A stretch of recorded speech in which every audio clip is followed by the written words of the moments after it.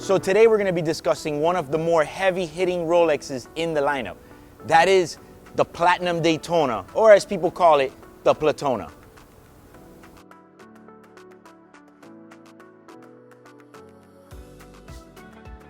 That name I actually kind of like, because it doesn't spin off on some random characters. It applies perfectly. It's a Platinum Daytona, so they call it the Platona. Believe it or not, I kind of like it, but I call it the Daddy Daytona.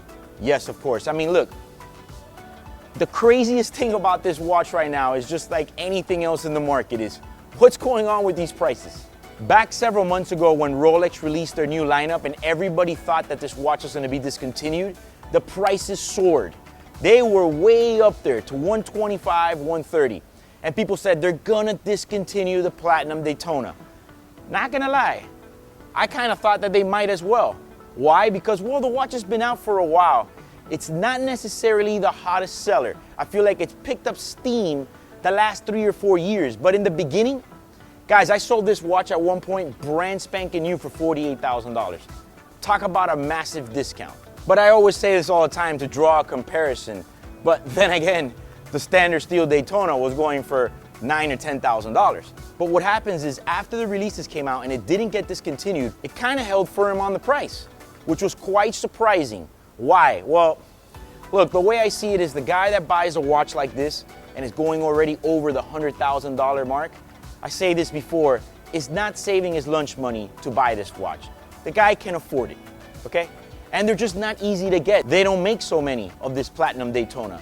So everyone is always asking me, are the prices gonna go down? Look, I don't think it's gonna go down on this watch. I think it's a watch that when you really look at it and you compare it to some of the other models, it's not so high over retail compared to the other ones. In other words, it's more justifiable to pay over retail for a Platona than possibly maybe even a standard steel Daytona. I mean, just saying, it's a bit more over the retail, especially when you compare it to something like a 5711 that's almost 4 times the price of the retail. This kind of starts sounding like a pretty decent deal.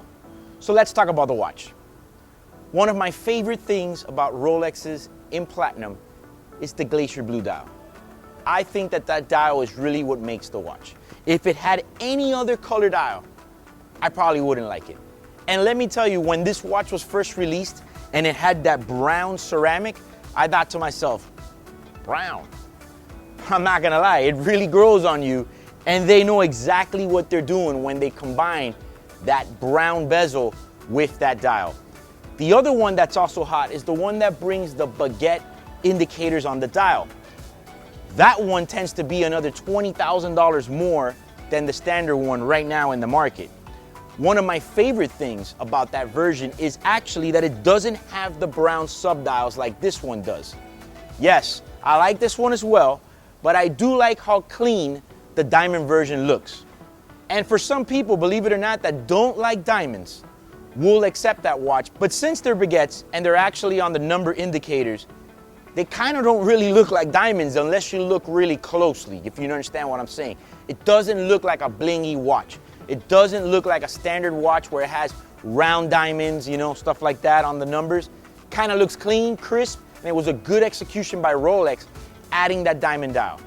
One of my favorite things about the Daddy Daytona or the Platona, or however you want to call it, is the weight. I always get a kick out of whenever there's a platinum watch and I tell somebody to grab it. Immediately they always say, whoa, that's heavy. This is one of those watches that you really feel the presence on the wrist. It is heavy. And speaking about presence, I mean, when you're wearing something like this, you're obviously making a bold statement, okay? You didn't just go for any of the other Daytonas, you went straight for the most expensive Daytona. Guys, yes, of course, we're excluding the one that has the full diamonds everywhere, pave. We're not talking about those novelty ones. We're talking about the standard issue ones. This is the big dog on the block. The only thing that will supreme this one will be the diamond dial. So if you're watching this right now, make sure you subscribe to my new YouTube channel and don't miss any of the new content. Another one of my favorite things about platinum over white gold is that platinum has that shiny luster that looks almost like steel.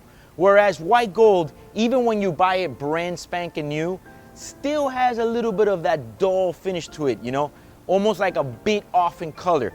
Whereas platinum has that bright shine like steel. Is this a keeper? A lot of people ask me all the time, they say, hey, I have one of these platinum Daytonas and I'm thinking about moving it and getting something else. I said, look, if you can hold this watch down, I think it's a keeper, because the hobby of watches is only growing right now.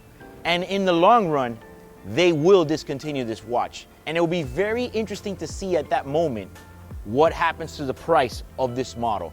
And if you happen to have gotten one of these watches, perhaps maybe even off of me 5-6 years ago for $48,000 up to $52,000, you killed it.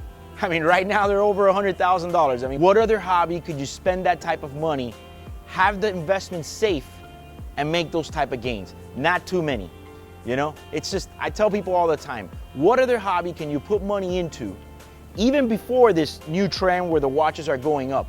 Back in the days, I used to tell people, look, you put the money into a watch, worst case scenario, you might lose 10 to 15%. You can't do that in other hobbies. Try doing that in exotic cars. Only till recently would you be able to turn a profit. But cars, you take big L's all the time if you're changing cars. Whereas watches, you're able to park money there, you have some fun, and for the most part, your investment's there. Feel free to comment below what you think about the Platinum Daytona with the Glacier Blue dial. And if you like this video, like and share it. Also, subscribe to my new YouTube channel.